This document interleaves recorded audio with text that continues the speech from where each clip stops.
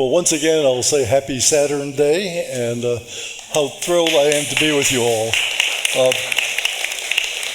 First of all, I have to say that Stellafane was seminal on me growing up. It was so important to me. And I'll talk a little bit about my path as a boy and encountering sky and telescope when I was very young and reading stories of this. And as a freshman in high school, taking a drafting class and starting to design my own telescope inspired by this. So let me show a few pictures of my own path to here, and then we'll go into some really interesting stuff about optics and building the mirrors for Webb, and then what Webb does. So here is the path, and one of my early mentors is AAVSO great Clinton Ford. I had the good fortune of him living half a mile from my house in Suffield, Connecticut. And soon I discovered that he was an avid amateur astronomer. He took me under his wing. My family would go and visit there every Sunday afternoon, and I would go out to his observatory with him. I'd read sky and telescope. I'd ask him 10,000 questions, like, what is a rare earth glass, and why would you design with this? Things of that kind. He had a telescope, and Clint said there are two kinds of people in this world of telescope making and astronomy: the telescope builders and those who look through telescopes. I don't know if that's true here or not, but he said it was very important to him that he had an amateur-built telescope, and Clint could have afforded any telescope he needed, and he used it very effectively. Well, I've kind of a timeline here. I'm going to go through this real fast. Started out by crawling out on the roof as a child and looking up at the stars, and this was very important to me. Clint mentoring me. I mentioned that in 1961, I'd had my first trip away from home alone. I took a bus to Harvard College Observatory for the 50th anniversary meeting of the AAVSO. And what a thrill that was. I paid a price for it. I was thrown off the football team for missing a game, but I think my astronomy career has meant more to me than my football career. Stellafane. I'd read about Stellafane, and as soon as I had a car and a tent, right after I graduated from high school, I zoomed up here. That was 1962, can you believe? And this was so important to me. And Walter Scott Houston and so many of the greats that I had read about were here in person. I went to study mechanical engineering at the University of Pennsylvania.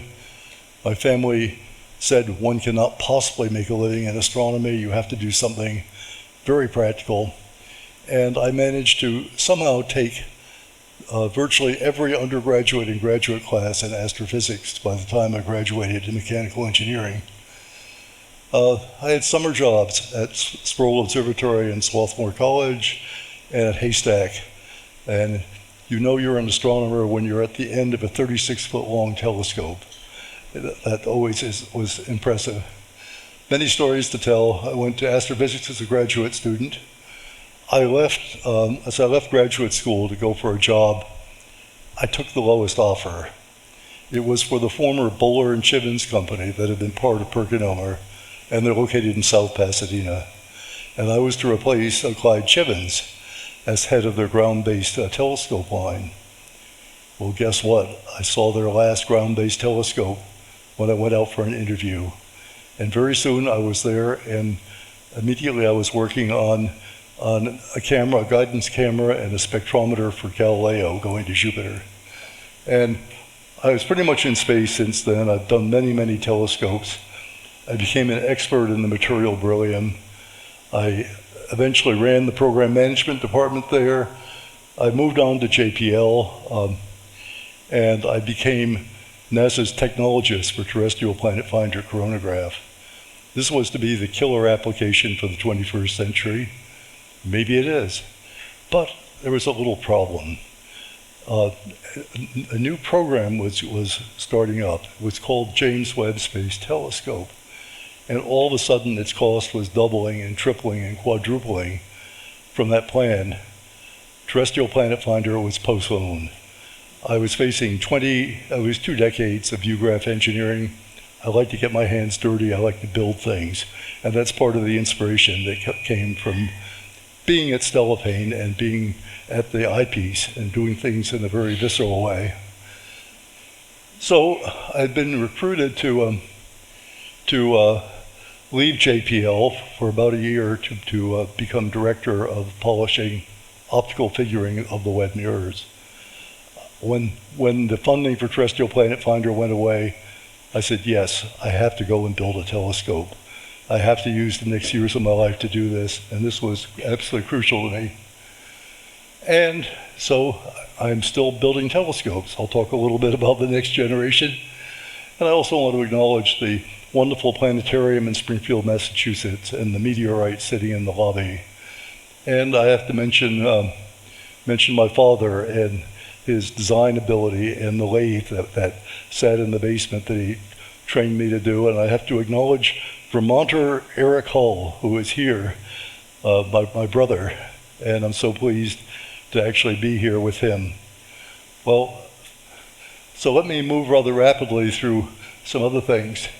Here is the AAVSO meeting, and there was, you can see if you look up in the top, you can see me. I'm kind of frowning. And just behind me was frequent Stellafane attendee, Konstantin Papakosmos. Did anybody know Konstantin? I think he was here many, many times. And he came down from Montreal, and he became my friend both at AAVSO and my friend at Stellafane. And I miss him. He's gone now. And over on the side, you see Clint Ford. That was quite an experience. There are many of the greats of astronomy of the first half of the 20th century there. And here's Konstantin at a telescope here at Stellafane. And Ellen McIntosh is there too. And Konstantin once again. And here's Walter Scott Houston. I remember his talk up on the hill. I can still remember what he was talking about. And interesting coincidence, when I went to college, I met his daughter and dated her. So, and then others from Stellafane where paths have crossed again. If you know many of these people, did anybody know George Keene? Yeah. George came and worked with me. He actually joined my department at PerkinElmer, and that was just a thrill. We had such wonderful discussions. And he was building a camera obscura at his place in Pasadena. So this is my path from Suffield in my first car trip overnight. And it's led to a career. Where else would a boy head in his first car trip than to Stellafane? I mean, this made every bit of sense to me. You know, I love the idea of building things, the smell of oil, the way things are made. It all became really, really important. And this went on to a career where I've done missions for Earth observing, planetary. I've had missions to Venus, to the Moon, to Mars, comet impact. I've had instruments or telescopes in the X-ray, the Lyman ultraviolet, the near ultraviolet, visible, near IR, phi IR, sub-millimeter, and of course we have Webb. And here it is. And it's a telescope unlike any telescope. It's part of the paradigm that large space-borne telescopes will follow, with one exception. Does anybody know what the exception is? I'll tell the story now. The one thing that's wrong with this, the reflector side always faces the Earth and the Sun, so you never get stray light on the mirrors, but you do get micrometeor impacts. And one of the first things that happened after Webb was implemented, one of the outermost segments was struck by a micrometeor, and it did change the optical figure some. It's still performing better than specifications, so we shouldn't be really upset, but this was startling, and the architectures we're looking at now at NASA and European Space Agency are all for having a telescope tube. Well, the mirrors are made of this really curious material, beryllium. It's number 4 in the periodic table. It's it's made in the cosmic interstellar medium. It has many, so it's in a way space going to space. It has advantages that are overwhelming. Very high Young's modulus, the best Young's modulus over density, very low mass, and the thermal expansion characteristics at operational temperature near zero. This is all great. However, it's expensive, it's brittle, it's poisonous, it corrodes, it microyields, it microcreeps. Its best finish is a factor of about 40 worse than that you could achieve in a glass or glass ceramic. And at room temperature, it has a pretty high expansivity, so you have to have very good thermal control. Well, here's what we're working with. You can see the beryllium substrate on the left side and the 18 hexagonal mirrors that make up the Webb primary mirror. And by the way, to get an idea of scale, if you can see this screen and imagine it's about 2 feet wider, that's about the diameter, the including diameter of the primary mirror of the Webb telescope. So it's kind of big. The segments are 1.32 meters flat to flat, or 1.5 point to point. 3 segment types, the A's, the B's, and the C's. And these have to be polished according to each to their own aspheric characteristic. Okay, here's another picture of a segment on the polished side, and we did a pretty good job of polishing it. Well, for those who've made optics, you probably know this cycle where you do metrology and then you go into your optical fabrication run. But there's an extra process, here, sorry about that. Extra process here where you have to stabilize the mirror after you do work on it by applying pressure and polishing, because that stress will remain and the mirror will keep on moving with time unless you take out the stress, which takes out the creep. So it's one step more than what you're used to doing, but it is basically a cycle over and over again. For doing the entire mirror suite, there were 334,000 cycles or operations that were needed. Very repetitive, very demanding. I won't go through this in too much detail. The mirrors came to me machined, then they were machined by a company in Alabama. The designer was Ball Aerospace in Boulder, Colorado. And when they came in, we had the usual thing. We'd inspect them. We'd put them on a coordinate measuring machine and measure them. We'd do rough grinding, even slice grinding to get rid of subsurface damage. Then we'd do figure grinding. Then we'd smooth out the figure grinding. And then we'd do a rough polish and a fine polish. And then the mirror segments would be shipped to Huntsville, Alabama, to Marshall Space Flight Center and put in the XRCF test chamber, thermal test chamber, and tested down both at room temperature and at 35 Kelvin, the operational temperature. And a difference map was made, a digital difference map was made. And they would be sent back to us with the digital difference map. We would add that correction into what we were polishing, and we'd polish out the cryogenic effect. So in effect, we polished 26 square meters of beryllium optics, not once but twice. Well, this is the team. It was built under the spotlight. You see the deputy administrator for astrophysics, Ed Weiler, standing up in front there with our team in the clean room. We had visits from NASA headquarters very, very regularly. So the surface, again, I've said most of this now, but I want to emphasize that these mirrors are extremely lightweighted because the lift capacity of the Ariane 5 rocket and all the large launch vehicles that Webb was designed for was limited. So we had to take over 90% of the weight out of the mirror by doing this machining of pockets in the backside. We have ribs as thin as 0.5 millimeter throughout this volume.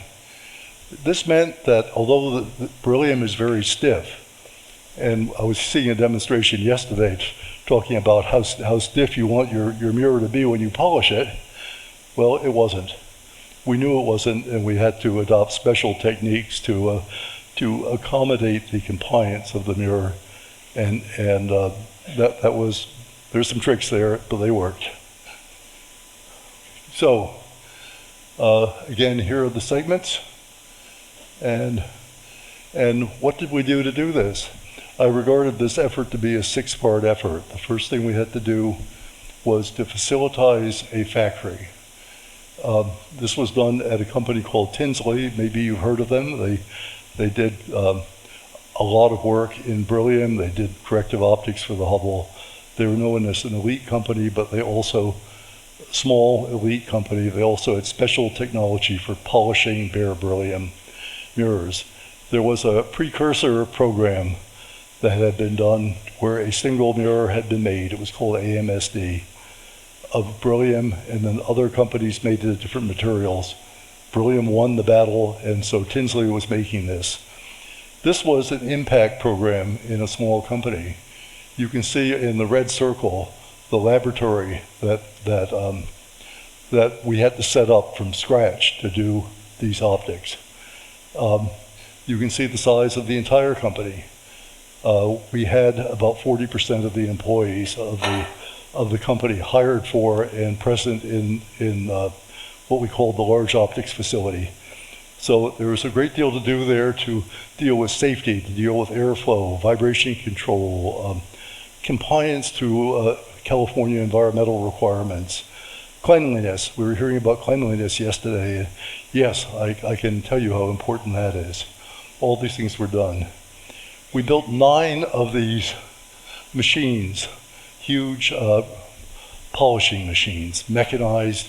Yes, there would be a person at the helm here, but this has all sorts of subtle features so that the pressure and dwell can be varied at every position of the polishing piece on the mirror, which means you can do very detailed corrections at high spatial frequency across the mirror. And again, you get an idea of the scale of the machine. And we had 9 of these huge, powerful machines. I think I skipped one here. Okay, project 3 was setting up metrology. This meant vibration-free. It meant having controlled airflow. To do metrology at this level, we even had to make the walls not parallel to each other. The rooms actually have wedged walls, which really reduces the air turbulence and makes for much better measurements. We had 2 of these huge optical benches, 3 of these huge coordinate measuring machines, which, by the way, we eventually calibrated to be able to measure the mirror surface to about 1/3 of a micron root mean square over a 1.5 meter mirror segment. This was a great embarrassment. We had 3 of those machines. We had also spent $5 million on a scanning Shack-Hartman tester because we thought there would be a gap between what we could measure on the coordinate measuring machine that was rated to a few microns. We did not realize it could be calibrated that well. And before what you have to do for interferometer capture. And does everybody know what I mean by interferometer capture? If your surface is too rough, you cannot get fringes that can be interpreted. And so you have to have a certain degree of smoothness on the optic and compliance by the time you move into the interferometer. And with the interferometer, you can then take it down to the submicron, to the nanometer level, but you have to start with something fairly smooth. We were able to skip this step, and even though we spent $5 million on this beautiful Shack-Hartman tester, it never was used. And you can see that triangular type of thing in the background. Beautiful device, but it just wasn't needed because the coordinate measuring machines were so good. You can see the device involved using a computer-generated hologram where we would take out we would address the off-axis aspheric attributes. We would both rotate the hologram and we could rotate the segment that you see in the background there to take out gravity effects and to look at this in every way. Here's another view of the chamber. This time it's tented up to control air currents, and the mirrors are never hand or manually held. They are managed by by mechanisms, by rails, by flipping fixtures and things of this kind. Even though I think every person in this room could have lifted one of these mirrors, we never did it that way. There was just far, far too much value involved and far too great an effect on what's called the marching army. It would have cost a fortune if we had an error. So we had this iteration, and here we have an optical engineer on top defining the hit, and he's passing the information down to the optician, who is entering that into the computer for the large polishing machines. Okay, we had to design robust handling equipment. I'll just show this to you briefly. You can see how we would flip mirrors from horizontal to vertical and place them in different positions. Everything was done in this manner. And we had large thermal chambers to take out the stress induced in optical polishing. Number 5 was developing procedures and personnel. It took 6 months of training for an experienced optician or technician to be qualified with the procedures to work on the web. And so we had to have a major effort for training and qualification and be sure that we had procedures that were qualified too. So again, the process, the iterative process, and here is what happened. We tried to engineer all the safety for the mirrors, for personnel into the mirrors possible. But we were having something called anomalies. And for every 100,000 touches, we were having of the order of 95 anomalies. Now, this was discovered long before we had 100,000 touches. This was a metric that we developed. And it was low, like maybe a factor of 10, better than about a factor of 10 for the optics industry. And I'll ask those in optics, would you agree? But 0.1% problem when you're dealing with an optic was way, way too much for this. We stopped the program. We stopped it for 2 months. We changed the culture. We had the technicians rewrite all their own procedures and then vet them against the engineers, as opposed to the other way around. There could be none of this, hey Tony, why are you doing it that way? We all agreed to do it this way, as opposed to those jerks upstairs that don't know what they're doing and were trying to tell us to do something silly. We had a checking in procedure, and if anybody didn't feel up to working, maybe they had a dispute with their spouse, didn't sleep well the prior night, were upset about something, we'd tell them to stand down, go do something less critical. We didn't want them touching a substrate worth millions of dollars. And even worse than that, if we had damaged or ruined one, we could have set the program back for months or year. Then that could have come to a national cost of well over $100 million. So we have to be extremely careful. We also opened up the system and encouraged people to report problems. Everybody, from the janitor to guest, if they see something, hear something. And every week I gave out a $200 envelope to the best problem that was reported. All these things, it was like the lottery, and we heard all these amazing things that were going on that people would not bother mentioning. Yeah, machine 4 is beginning to leak, or there's a strange sound coming out of here, or perhaps something's misaligned on this place. We fixed these problems. Immediately when we restarted, and for the rest of the program, the anomaly count went down to 3 to 5 per 100,000 touches, which I think is unequaled in the optics industry, and I would say almost any industry. So, okay, I guess I've said all that, but with 334,000 repetitive operations, it's a very hard thing to keep on doing it in a sound way, to keep focused, to keep your mind on things. And we tried to change the culture to make that possible. Well, it's kind of big. This are synthetic fringes that represent what was actually achieved on each of these mirrors at helium neon wavelength. A fringe represents wavelength over 2. So a fringe is going to be 317 nanometers. The entire mirror assembly is to be diffraction limited at 2 microns and to be diffraction limited at 35 Kelvin. And so all these things were tricks, but this is what we went in with out of the effort that we did here. Overall, we achieved an error of 13.5. That should be nanometers RMS, while the telescope mirror target was 21.2 nanometers RMS.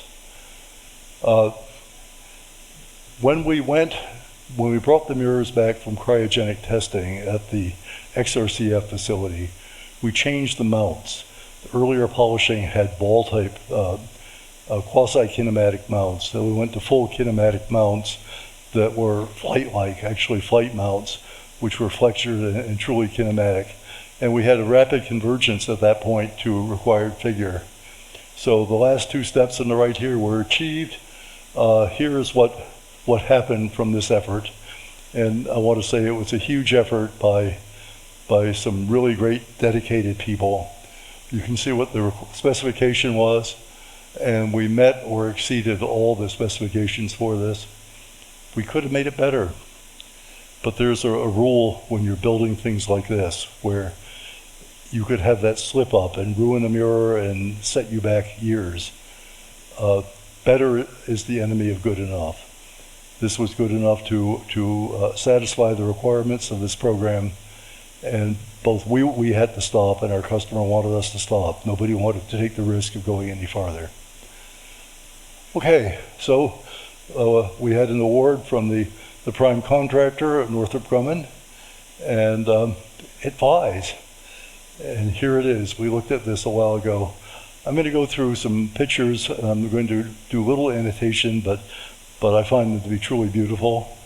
First of all, Christmas Day on 2021, the launch was near perfection. So little fuel was needed to position this in orbit that instead of having a 5-year lifetime, we're now projecting that there's fuel for a 20-year lifetime.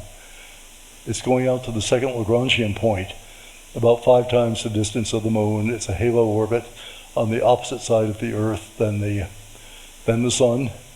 And here is it being deployed. You see a solar panel going out. You need power. You need communication coming out. And now the heat shields are beginning to come out. And the heat shields consist of 5 layers, and you'll see how they deploy and spread out. And they are so effective that about 400,000 watts of energy falls on the sun side of the heat shield. About 1/3 of the watt comes through this complex of 5 shields. I imagine all of you would like to have a heat shield today, but that's...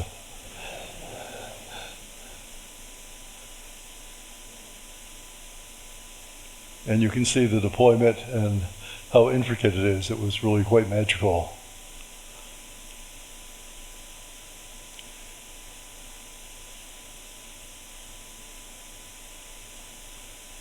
And there's a wedge angle between each layer of this. This means that the heat that comes through bounces back and forth and is piped out laterally rather than being transferred.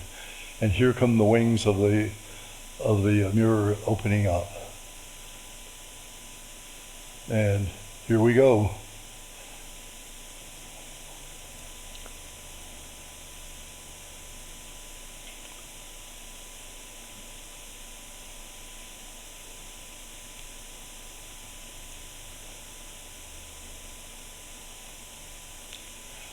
So, some overall things. I guess I'd like to focus on what the science themes are. And the primary driver on Webb's design, which is fundamentally different than that of Hubble, there's a reason for that. And that is the first science theme, if you look at the lower line, looking at the formation of galaxies at the end of the Dark Ages, the first light in reionization, and to some extent the assemblage of galaxies. These things require looking back to very near the Big Bang. And this means, since we have an expanding universe, you all are familiar with the Doppler shift and how how as something is moving away from you, it assumes a lower tone. And the same thing is true with light. As it moves away from us, the light that might be emitted at 100 angstroms, or 1,000 angstroms, may now be emitted at 2 microns. If you want to see these same features, you have to look in the red.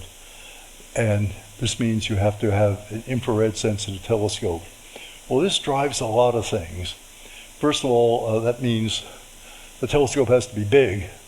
And to get an idea of the size, look at the size of the screen here, edge to edge, and add a foot or two to it, and that's about the diameter of this mirror, consisting of the 18 mirrors. It's big. It has to be big. It has to be cold. If it's not cold, the detectors will look at the mirrors as background and not see the distant galaxies. So this had to be kept very cold. And so these are things that drove the fundamental design of this, and part of why this looks so different than does Hubble, which looks something very conventional here. Well, these are 2 images from Hubble. One is in the visible and one is in the infrared. And we certainly recognize that if you look in the infrared, you're going to see different things happening physically than if you look in the visible light. And so there is power to working in the infrared beyond that, looking at the first light here. So again, we have that. And here is an example of the sort of thing that we see. You're all familiar with the pillars of creation. I think that's magnificent. And Ada Carini, look at the details we're seeing. And what's happening? This is a firefighter example going into a smoky building, and without IR goggles, he does not see a victim. With the IR goggles, the victim is clearly evident. The same thing is true as we look in space, where there's dust as well as gas, as well as stars, as well as ionized medium, etc. And I think you might find this interesting, comparing Hubble, and the Hubble image of the pillars is outstanding. But then look at the Webb and see how much more you see when you look into things. This is not only a thing of beauty, this is where we learn fundamental things about the ecology of gas star systems, which are critical. So we do see through opaque clouds of glass, and I'm going to start moving very rapidly. We can see cool objects. Because space expands, we know about that. One of the things we did look at initially, of course, was the equivalent of the Hubble ultra deep field. And what did we see? Virtually everything on this page is a galaxy, and a very distant galaxy. And we began to see galaxy forms that are different than what we expected. And the galaxy forms seem to be being created earlier and more aggressively than expected in the universe. Some more pictures, they're too long, they're too stringy. Now these are not the beautiful pictures, but these are the pictures that really excite science. These are where we already know things that are contradicting our theory of galaxy evolution, galaxy growth. Some of the things we're seeing here, you can see a little dot if you expand it here, how much information there's in that.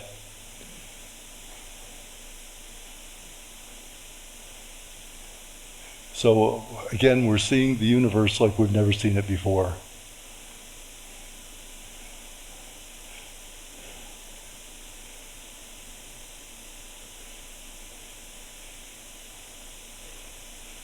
New star with jets. We're seeing edge on disk, a star formation in the middle, forming planets. We're seeing Jupiter mass objects in the Orion Nebula, things we never knew existed before. We can determine the chemistry of exoplanets, and there are a number of exoplanets that we know a great deal now about their temperature, their orbit, and exactly what chemicals are present. So that's a continued, very, very productive field. It's been much more important than expected. Let's see, okay, let's see what have I done here. Wrong place. Okay, and these are the spectra that we're beginning to get off that, and it seems like a new spectra comes out every week of another exoplanet, where we actually have an idea what the atmospheric composition is. No, we can't image the exoplanets with Webb. This is not imaging them, it's basically subtracting the difference of the light from the star to the light of the star plus the planet. It's a subtraction process. Okay, composition of dust particles, planets. We can look at our own planets and see them in a way that we've never seen them before. Here we're seeing rings around Jupiter. We're seeing hydrogen peroxide around Ganymede, sulfur dioxide in Io. We're seeing carbon dioxide in Europa, Neptune's rings. Okay, we're seeing the temperature of Mars, the temperature distribution of Mars, which we were not able to measure before. Titan, and recent pictures of the rings around Uranus. Well, the beauty goes on, and the excitement goes on.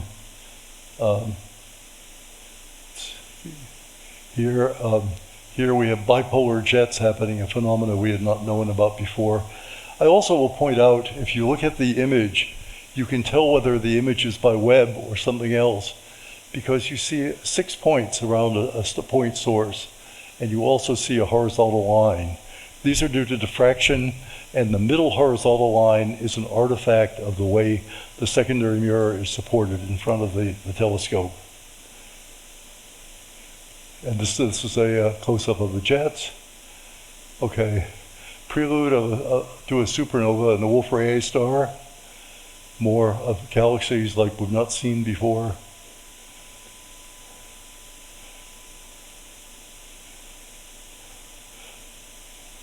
I think you get the idea that we're seeing much more, we can measure much more. The effect on theory is much deeper.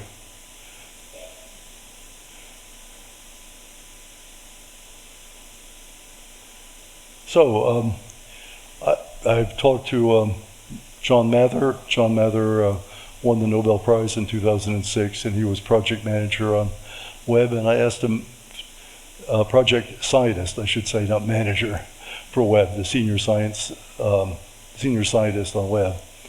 And I asked John for a few quotations for this talk tonight. And he said, Webb is behaving perfectly and the universe is cooperating by revealing some surprises. I'm told that early galaxies are getting big much faster than expected. The biggest surprise so far is that we were wrong again about the growth of the galaxies. We knew from Hubble that we needed a new telescope to see farther out in space and farther back in time, but we didn't know that Hubble data were misleading us. Hubble can see visible and ultraviolet light, but it can't see the light that was absorbed by dust grains and re-rated as infrared. Looks like dust was keeping some secrets from us. And these are some of the images where this is being derived from. These are not the ooh and ah images, but they're nevertheless extremely important. About early galaxies, I don't think there's a clear answer yet. Possibilities include more luminosity from bigger black holes, less feedback from existing stars that prevents the growth of new stars, being fooled by nature. Well, we're having all these things wonderful happen, but we have to realize how frail in some ways our space programs are. On the 6th of July, 2001, the House Appropriations Subcommittee made a motion to cancel Webb because it was overrunning. Why is it overrunning?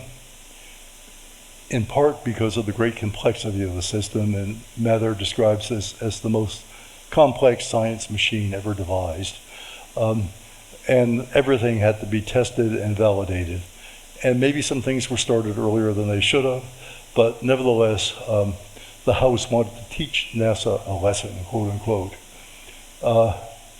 And they went to a larger congressional effort, which would have set large telescopes in space back half a century if they had succeeded. Fortunately, Barbara McCloskey had a coalition together and saved Webb, and we all should be thankful for that. So, question and this is a slide from my friend Mather. How much would you pay for all the secrets of the universe? The worldwide budget to build great space observatories is about $700 million, about $1 per person in North America, Europe, and Japan. And it's about 1/500th of the world's spaceborne budget. What does the rest go to? I could tell you if you asked. Is it worth it? And I want to emphasize, as he does, it takes not only NASA, but the support of taxpayers. It takes the support of everybody in this room, people who love telescopes and understand the importance of them as portals to the universe. After Webb, well, we're still developing spaceborne telescopes, a couple I've been involved in. One was a funded probe class mission for a study for a 1.5 meter telescope to study the ultraviolet, deep ultraviolet in 3 channels. Unfortunately, it was not selected, but it was by the National Academy, but it was not selected because some of these capabilities are on the next flagship mission, which they've directed. Another telescope I'm working on right now is called COSMEX, which is looking specifically at the Lyman ultraviolet. We're going to be able to look at near galaxies at these wavelengths much better than Hubble and resolve the galaxies better than Hubble, because Hubble's coatings do not let them look at these objects at rest. They have to look at them redshifted, and the galaxies become little fuzzy blobs. We can look at them, our nearest neighbors, this way and look at them and all the features. So we're hoping to have that happen. This is a low-cost mission. It's only $170 million. Okay. Will Webb change how telescopes are built? The answer is a resounding yes, in most ways. Not identical, things will be different. The National Academy did come out with Habitable Worlds Observatory, and this goes back to the terrestrial planet finder that I once was NASA's technologist for. This is coming back 2 decades later, kind of as I had expected. I'm very happy to have gone on Webb, and I am engaged in this. I'm able to take some of the lessons learned in making the mirrors on Webb towards making this. We're talking about maintaining surface accuracy to not a micron, not a nanometer, but to the 10 picometer level. And this has to be and that's a very small number. Yeah, so it's a billionth of a millimeter. But maintaining this over a period of 10 minutes to 10,000 seconds, somewhere in that range, nobody's decided exactly what. Very, very demanding. And so we cannot use the same technology. We definitely would not use beryllium for this. It will be operating at room temperature. It will almost surely be made out of glass ceramic like Zuradur or a glass like ULE. And there's a lot of discussion about all the factors into this. I have a paper I'm completing on this right now. Okay, we have some interesting stuff happening on Earth. Several observatories at the 24-meter class and larger. One of them I'm involved in some is the European Extremely Large Observatory, 39 meters across. It's advancing nicely. My client in Germany, Schott, has just provided 949 mirror substrates that will be the mirrors in that telescope. We also have the Giant Magellan at 24 meters and the 30-meter telescope, obviously at 30 meters. A telescope that will be commissioned fairly soon is the Vera Rubin telescope, and it's designed to look at all the stars above some elevation angle in a hemisphere that can be seen twice a week, looking at it at quite high resolution. So it's quite the machine. About 10 years ago at the astronomical meetings, I heard it reported that they had a team of 400 working on this. Of this team of 400, 350 were working on software and data management. It's that kind of world. So this goes back maybe to the very nice question that was posed earlier tonight. I guess it's interesting how minds think alike, but I was wondering, what will people think in 2021, 24 of what we were talking about at this meeting. And they may think it's quaint, these telescope concepts that we're looking at least those for space. But they'll always love the kind of telescopes that we make with our hands as amateurs. I'm sure of that. So a couple things that are on the horizon now, and there's already talk about it, things like inflatable telescopes. Telescopes the size of a football field. Telescopes which, where the density per unit area is about equivalent to a dime, using all sorts of advanced electrostatic and other methods to correct them. Are they coming? I don't know, I think maybe. So, but I regard Stellafane to be the epitome of boundless imagination, ingenuity, inspiration, and excitement about windows to the universe.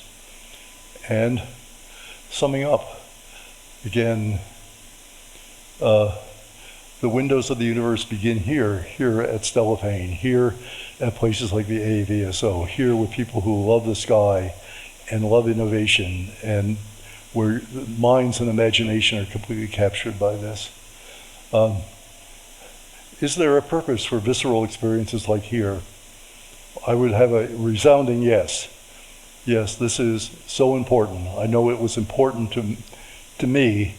You know, this is my third time at Stellafane. My prior two times were 62 and 61 years ago.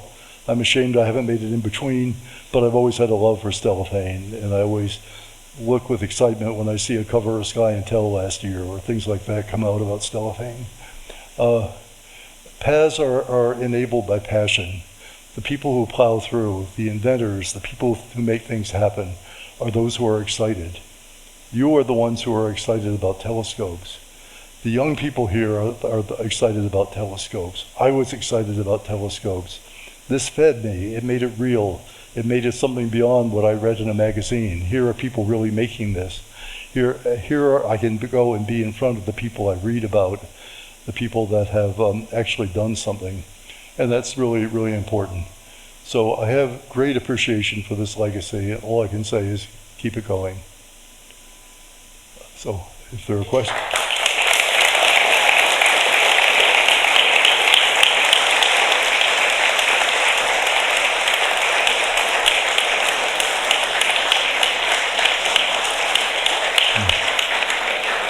That was incredible.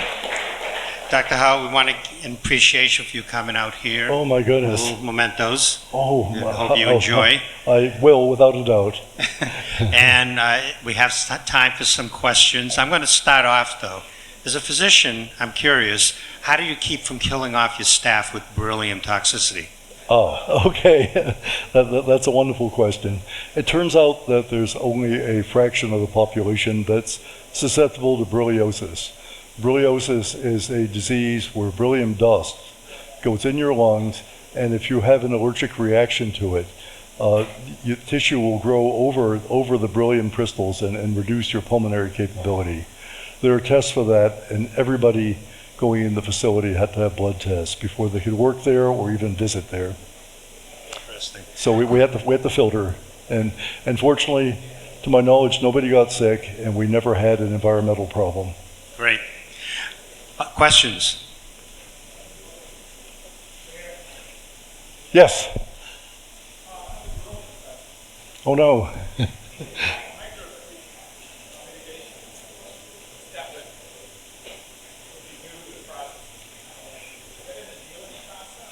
Well, it's kind of like that. The question is microcrete. Is that an annealing process? And it's in effect that you go through thermal cycles in an oven, which releases the stress, and then you're bringing the mirror into metrology in a stress-free state. It makes the measurements, and then you keep on iterating that way, and eventually you're doing very little work on the surface, so you have to do very little annealing. It's a convergent process, but instead of being a two-step process, it's a three-step. Thank you. Any further questions? Over here.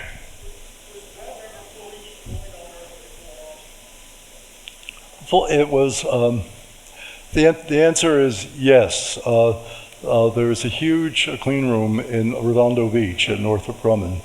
and I believe there also was one in Houston, and it was deployed both in air and in vacuum before launch. So we didn't take any leaps of faith. Everything was tested, everything was evidence-based. So yes, WetWeb was tested before launch, and in fact, there were problems found. Sometimes clamps or latches were not working as suspected in vacuum, and so some quick redesigns and some quick adjustments had to be made. In one case, the program was delayed, I think, for 8 months to do that. But yes, we weren't going to fly anything that was untested. Yes, MIT. What was it like for you to experience the deployment of the scope and waiting for it to show itself functioning? Well, yeah. Well, it's another great question. What is it like to watch the deployment of the scope, the launch and the deployment? I and a number of my team via Zoom got together early Christmas morning. In my time zone, I think we were getting together at 5 in the morning, and we were watching every minute of it together. And there was a little bit of breath holding. We've all seen things that don't work. Even the Ariane rocket did not have a perfect record of launch. And it was launched out of French Guiana. So there was kind of an anxiety, and then kind of a stand back and watch, and knowing there's nothing we can do about it. But it was kind of like, yay, every time it went through another step. Yes, yes. And then there was a little depression that we had, a month or so later when the micrometeor impact was discovered. We knew there would be micrometeor impacts, but this was at the large end of the spectrum of what we had anticipated, and that was one of the first hits. And then there was immediate concern, maybe we've underestimated the fluence of micrometeors, and there was a lot of buzzing went around, and a lot of things being asked about the materials for the next telescope, the habitable worlds that we talked about, like what is the resilience of this kind of Zirridar and ULE against micrometeor impacts, things like that. So but yes, there was that, but then there was also the great comfort that basically everything they tried was exactly like rehearsed, exactly, and that rarely happens, but it did. It was expensive, but it's worth it. Yeah, yes.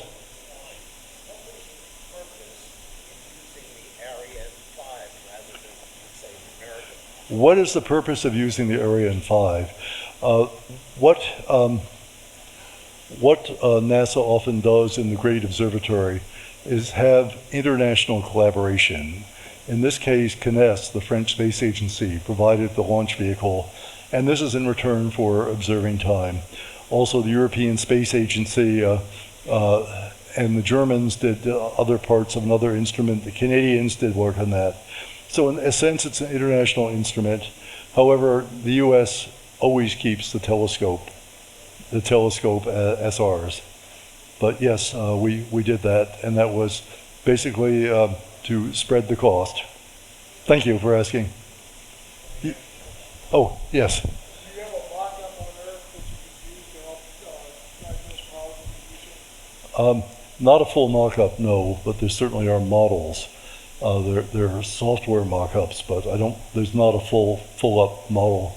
That would be, might be very useful, but fortunately that's not been needed. Good question.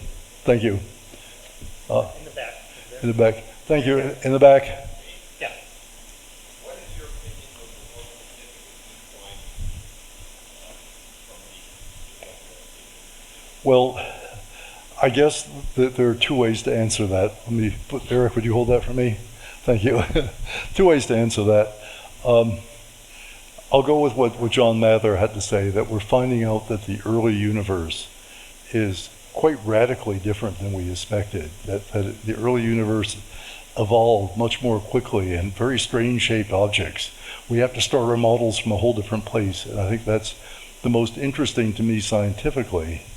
Though everything is interesting, the exoplanets, looking at our own planets, looking at Eta Carini and pillars of creation, all these things are great, but But I would say the other side of it is almost the emotional response. I put up a display in my community library of large murals taken with the web, and people would just stare at them, and I would just stare at them, and it's like, wow.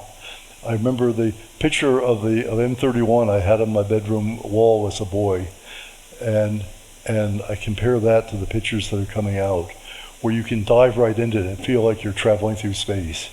So it's a combination. There's the emotional response, and I'm not involved in the astrophysics of it, but there's the appreciation that this is doing exactly what it was designed to do. Thank you. Yes. If you had to put a tube around it to protect the air from meteorites, would it be possible to board that up somehow and make it fit? The answer is yes, but I will also say we're looking at a whole new generation of launch vehicles that are much bigger than the Delta IV or the Ariane. And so we may be able to do even 10-meter class non-deployed telescopes with full tube. So we're looking at a whole different world emerging right now, and it's being led not only by NASA but by commercial ventures, and so it's kind of nice to watch. So, but a good question. The answer is there are ways you can fold this and deploy this too.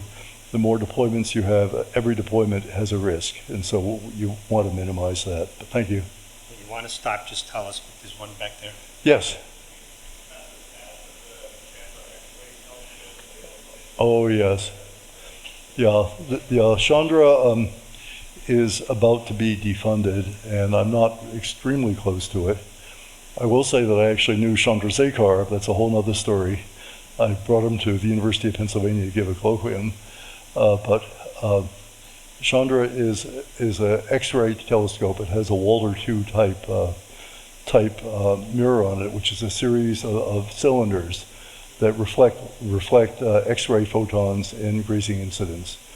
It is aging in some ways. The multi-layer thermal coatings are aging. The detectors are aging from cosmic rays.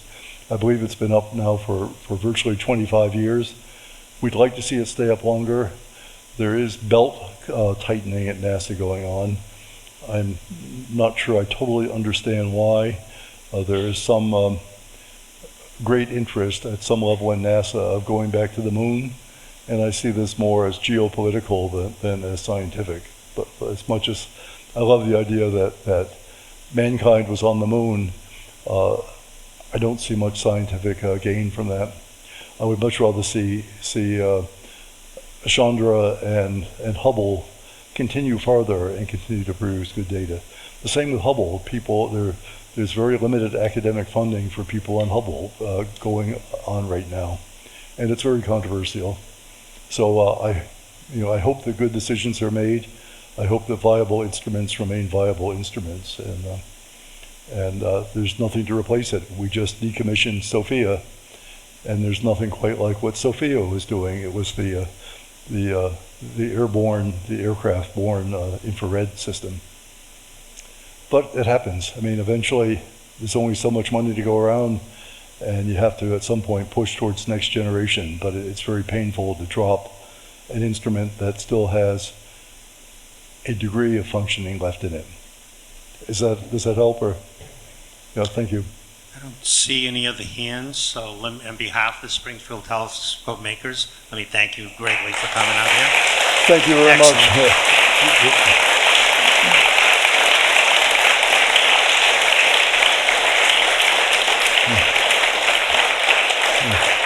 Well, again, happy Saturn Day to all, and clear skies. Thank you, everyone, for coming. I hope you had a great time. We expect to see you all here next year.